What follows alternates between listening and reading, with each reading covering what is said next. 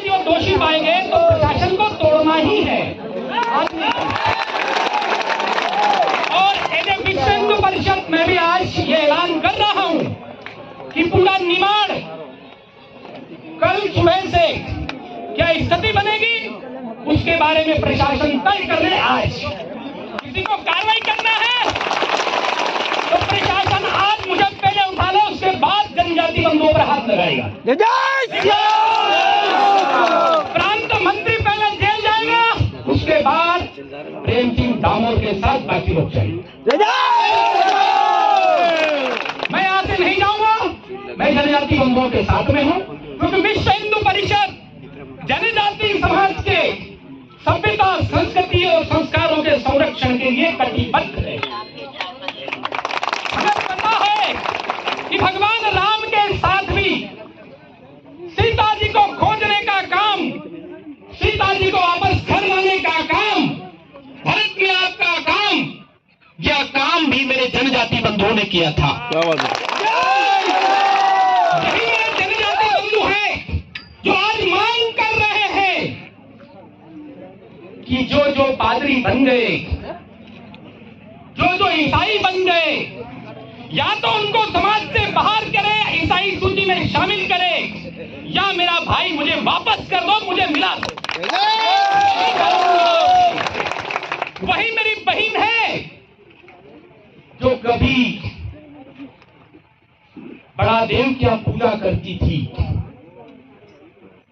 आदिवासी समाज के सारे संस्कृति संस्कारों में गीत त्योहार मनाती थी। आज वही गले में उसने जबरन क्रॉस टांग दिया, उसे पता नहीं है कि ये मेरे पूर्वज हैं।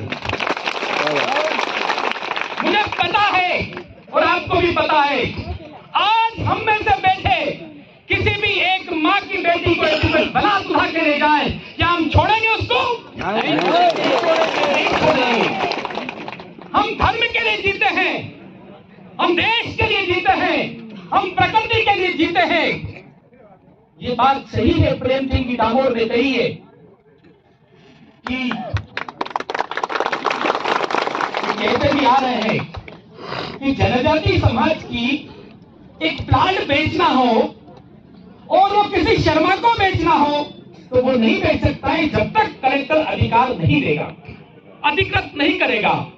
तो बलात् उस व्यक्ति को जो हमारी जनजाति समाज की संस्कृति और संस्कारों को तोड़ रहा है, सभ्यता को नष्ट कर रहा है, दिशा विहीन कर रहा है, धर्म से विहीन कर रहा है, उसको यहां आकर के उसका प्रचार करने का, प्रार्थना करके धर्मांतरित करने का ये अधिकार किसने दिया है? आज जनजाति समाज जग चुका है और विश्व हिंदू परिषद जनजाति समाज के साथ खड़ा है। आप सबको पता है, मुझे बहुत खुशी हो रही है कि जनजाति समाज कोई अलग काम नहीं कर रहा है। जनजाति समाज वो काम कर रहा है कि अलगाववाद को रोक रहा है, धर्मांतरण को रोक करके। अन्यथा उन स्टेटों को देख लो जो पूर्वांचल में है, मणिपुर, नागालैंड में देख लो, वहां का जनजाति समाज अपने संस्कृति और संस्कारों से विहीन हुआ तो परिणाम क्या हुआ कि वहां भारत के किसी नागरिक को जाकर के भी रहना है तो अनुमति लेना पड़ती है। इतनी उनके ईसाई समुदाय की दादागिरी बढ़ गई है। क्या आप भी चाहते हो कि आपके आने वाली पीढ़ी कल को इन चर्च से अनुमति लेके हमें झामुआ में रहना है? हाँ या ना? नहीं।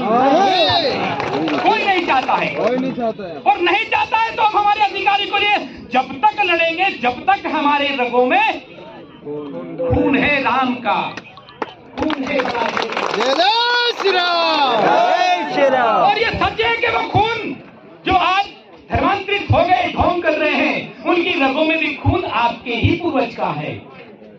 इसलिए जब तक हम जिंदा है, जब तक धर्म को बिकने नहीं देंगे, बिकने नहीं देंगे, और धर्म और संस्कार के आधार पर ही तो आज हम यहाँ एकत्रित हैं। धर्म और संस्कार के आधार पर ही तो आज हम इकट्ठे होकर के भजन करते हैं और उस भजन के भाव में एक दूसरे के प्रति प्रेम दर्शाते हैं। वो प्रेम खत्म करने का काम ये चर्चों के माध्यम से किया जा रहा है। ये सही है, इन्होंने संस्थाओं का रजिस्ट्रेशन कराया और संस्थाओं के बायलॉज में जो है वो सेवा का है। सेवा का मतलब अस्पताल चलाना। शिक्षा के नाम पर ये आए थे और आज क्या कर रहे हैं? वो धर्मांतरित कर रहे हैं। किसी के घर में कभी कोई चाय पानी करा दे और बिठा दे, इसका मतलब उसके घर का पानी का भरा हंडा उठा के लाएंगे, उसके घर में रखे जेवरात उठा के लाएंगे, उसके घर में कब्जा करेंगे। ये धर्म है क्या? ये नहीं हो सकता। उसने सम्मान दिया है हमको। ये क्रिश्चियन कम्युनिटी हमारे बंधुओं के साथ आए तो बिस्किट दिए, एक पैरासिटामोल दिया, उन्हीं के घर का पानी पिया और उसी का लेकर उन्हीं ने आप ही के बेटे को, इनके पास्टर पादरी जो है उनका नाम पूछ लो कौन है, वो आप ही का तो बच्चा है, वही तो डामोर पादरी बन गया। अभी जो ये क्या नाम इसका पादरी का? कौन मुड़िया? कौन है मुड़िया? सरनेम कहाँ के? लंदन का है, भारत का ही है ना, झाबुआ का ही है ना। बदल दिया नहीं आप ही के भाई को भाई से लड़ा दिया, बहन को बहन से लड़ा दिया। आज ये पूरा समुदाय आक्रोशित है, पूरा समुदाय आक्रोशित है कि कौन मुड़िया कौन था। इतिहास उठा के देख लो, किसने बदला उसको और कब बदला और क्यों बदला और परिणाम क्या होगा। मेरे बंधुओं के तो छोटे छोटे झोपड़े, पोल मुड़िया की बिल्डिंग की जांच करा लो। पोल मुड़िया की बिल्डिंग कितनी बड़ी है? करोड़ों रुपए की। और होता क्या है? करोड़ों रुपए की बिल्डिंग बनाने के बाद भी जो आदिवासी समाज का जो आरक्षण है उस पर कब्जा कौन करेगा? ईसाई करने दोगे क्या? नहीं। आपका बेटा नौकरी लगना चाहिए कि उनका? नहीं। हमारा बेटा नौकरी लगना चाहिए आदिवासी के नाम पर। अरे तुम्हारे ईसाई के नाम पर क्यों मिलता है तुमका वो? पर आदिवासी के अधिकारों का हनन नहीं होने देंगे। आप होने दोगे क्या? नहीं। माताएं बहनें सब बैठी है यहाँ और मुझे पता है कि ये ज्यादा संख्या है, माताओं की संख्या कम है, पर सबको मालूम है कि कालिका तो एक ही काफी है ना। और मुझे लगता है कि प्रेम सिंह जी, अब शासन प्रशासन ने बात नहीं मानी तो आज क्या होगा वो तो दिखेगा। पर अगला आंदोलन इस क्षेत्र की वीरांगनाएं झांसी की रानी ये करेगी। हम पीछे रहेंगे, आगे मातृशक्ति रहेगी। हाथ में डंडा गिलोल धनुष जो आपके हाथ में हो वो चलेगा। कर सकते हैं ना बने साहब? कर सकते हैं।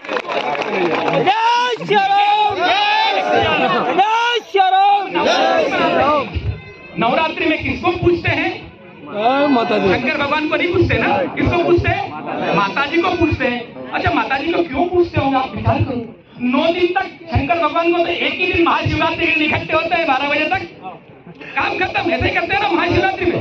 और माता जी को कितने दिन पूछते हैं? 9 दिन। पूरे 9 दिन पूछते हैं, कन्याओं का पूजन करते हैं। तो स्त्री शक्ति नारी शक्ति यही ताकत है हमारी, यही ताकत है हमारी। और सबके घर में वो ताकत है और उसी की ताकत के आधार पर आज हम यहाँ इतना कर रहे हैं। इसलिए मैं आज नारी शक्ति से भी संकल्प चाहता हूँ कि हम धर्मांतरण होने नहीं देंगे और हो गया तो घर में वापस आएंगे और किसी ने अवैध कब्जा कर रखा तो छुड़ाएंगे। छुड़ाएंगे कि नहीं? हमारी बहन को वापस लाएंगे और जो बहन जाए उसको जाने नहीं देंगे। ये करेंगे, ये नारी शक्ति का संकल्प है। मैं इन माताओं में से प्रेम जी को कह रहा था कि 2-4 माताओं को भी तो बोलने का मौका मिलना चाहिए। वो भी तो अपने मन की बात कहे।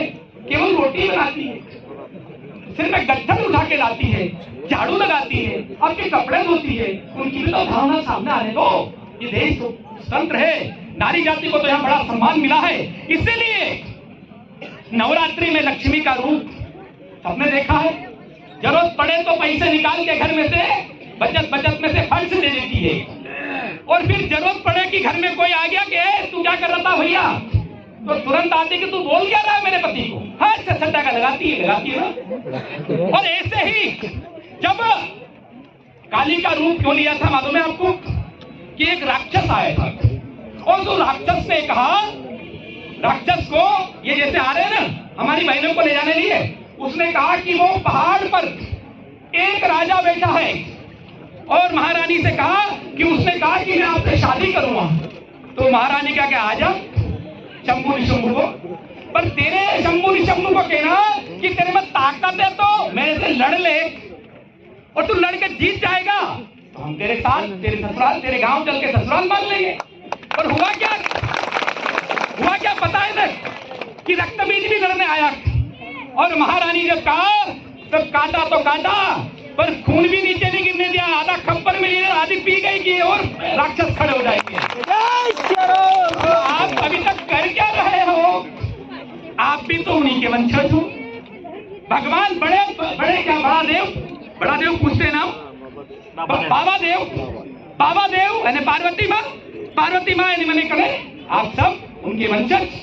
तो फिर हम रक्त भी नहीं गिरने देंगे और यहाँ पर धर्मांतर नहीं होने देंगे, अधर्म का नाश करेंगे और प्राणियों में सद्भावना देंगे, विश्व का कल्याण करेंगे। ये प्रकृति है ना, विश्व का कल्याण कौन कर रहा है? प्रकृति को ज्यादा कौन पूज रहा है? आदिवासी समाज ही पूज रहा है ना। तो मेरा प्रशासन से आग्रह है कि जनजाति समाज की भावनाओं को समझे, उनके अधिकारों का हनन न होने दे, उनके अधिकारों की रक्षा करे। यही मेरी आपसे सबसे विनती और कल्पना है। मुझे लगता है कि प्रशासन ने ऊपर बात करनी होगी। 5 मिनट का समय था, एसडीएम साहब आए और अपनी बात रखी।